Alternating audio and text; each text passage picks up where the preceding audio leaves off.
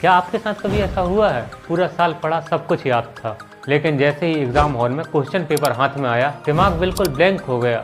ज़्यादातर स्टूडेंट सोचते हैं शायद मेरी प्रिपरेशन कम थी, शायद मैं स्मार्ट नहीं हूँ। पर मैं आपको एक बहुत इंपॉर्टेंट बात बताऊँ, ये इंटेलिजेंस की प्रॉब्लम नहीं होती, ये स्ट्रेस फिजियोलॉजी की प्रॉब्लम होती है। एग्ज़ाम के प्रेशर में आपका दिमाग टेम्पररी सर्वाइव मोड में चला जाता है।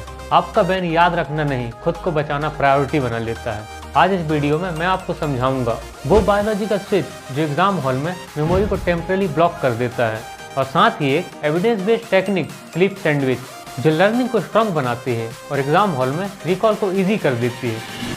अब थोड़ा दिमाग के बैक स्टेज में चलते हैं। यहाँ दो बहुत इंपॉर्टेंट कैरेक्टर्स का रोल होता है।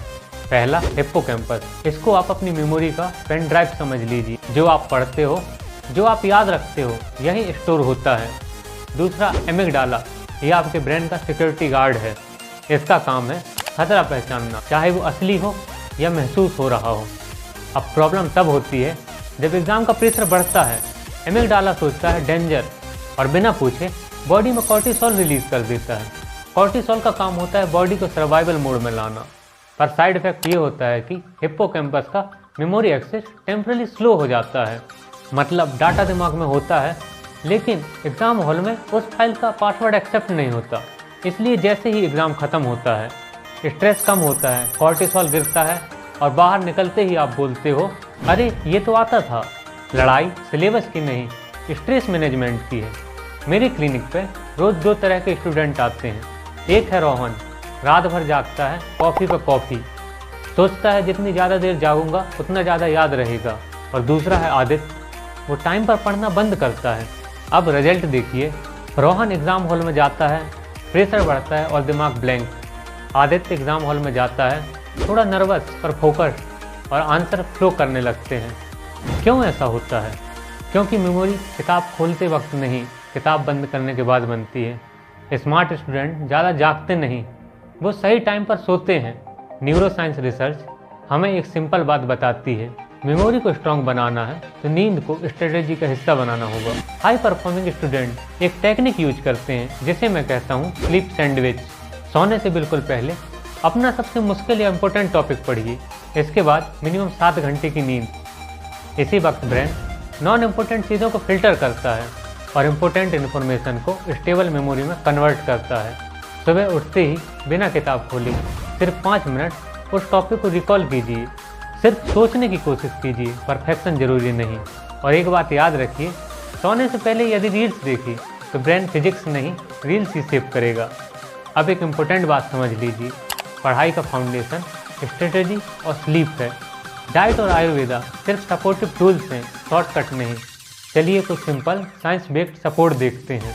बादाम अगर खाने हैं तो भिगोकर और छिलका उतार कर खाएं।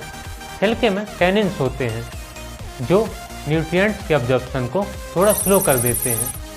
क्वांटिटी याद रखिए, 2-4 बादाम काफ़ी है, ज़्यादा खाने से ब्रेन फास्ट नहीं होता। हर 45 से 60 मिनट में थोड़ा पानी पीते रहें। प्यास लगने का मतलब ऑलरेडी ब्रेन थोड़ा डिहाइड्रेटेड है।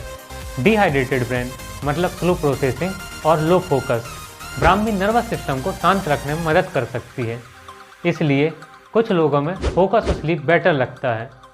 लेकिन याद रखिए, ये किसी ट्रीटमेंट का रिप्लेसमेंट नहीं है, ना ही किसी एग्ज़ाम की गारंटी है। स्टूडेंट बिना डॉक्टर की सलाह के कोई भी सप्लीमेंट्स रूटीन में ना लें। और सबसे इम्पोर्टेंट बात, नींद, स्ट्रेस मैनेजमेंट और रूटीन सही नहीं है तो कोई भी डाइट या सप्लीमेंट काम नहीं करेगा।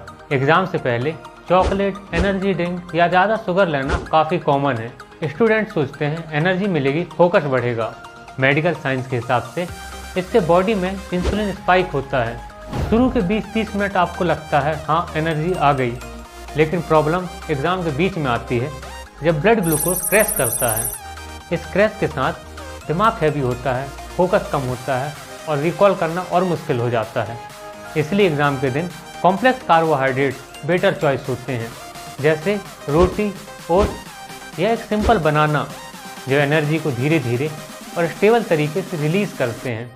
अब मान लीजिए आप एग्ज़ाम हॉल में बैठे हैं, पेपर हाथ में आया और दिमाग ब्लैंक हो गया। इस मोमेंट में पैनिक करना सोल्यूशन नहीं है। इस मोमेंट में बॉडी को सिग्नल देना होता है सब ठीक है। इसके लिए एक सिंपल इमरजेंसी टेक्निक यूज करें, बॉक्स ब्रीथिंग। 4 सेकंड में सांस अंदर लें, 4 सेकंड होल्ड करें, 4 सेकंड में छोड़ें और 4 सेकंड होल्ड करें। इस साइकिल को 2-3 बार रिपीट करें। इससे नर्वस सिस्टम धीरे धीरे शांत होने लगता है, कार्टिसोल का इफेक्ट कम होता है और मेमोरी रिकॉल धीरे धीरे ईजी होने लगती है। एक बात याद रखिए, एग्ज़ाम स्ट्रेस कम इंटेलिजेंस की निशानी नहीं है। ये सिर्फ एक चीज़ बताता है, आपका नर्वस सिस्टम ओवरलोड में चला गया है। इसका मतलब ये नहीं है कि आप कम स्मार्ट हैं, इसका मतलब ये है कि आपको स्ट्रेस मैनेज करना सीखना है, बिल्कुल वैसे ही जैसे सिलेबस मैनेज करते हैं। पेरेंट्स प्रेशर कम रखिए, सपोर्ट अंडरस्टैंडिंग ज़्यादा दीजिए। स्टूडेंट प्रोसेस पर फोकस कीजिए, रिजल्ट अपने आप फॉलो करेगा। एविडेंस बेस्ड स्टूडेंट हेल्थ और लर्निंग साइंस के लिए मुझसे जुड़े रहिए। Stay healthy, stay scientific.